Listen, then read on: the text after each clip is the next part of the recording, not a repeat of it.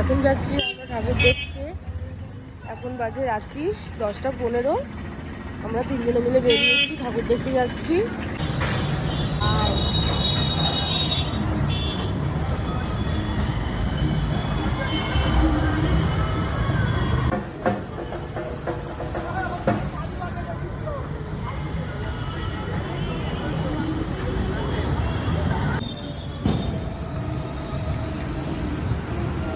খুব সুন্দর একটা লাইটিং করেছে, খুব সুন্দর লাইটিং করে এখানে, দারুণ করে।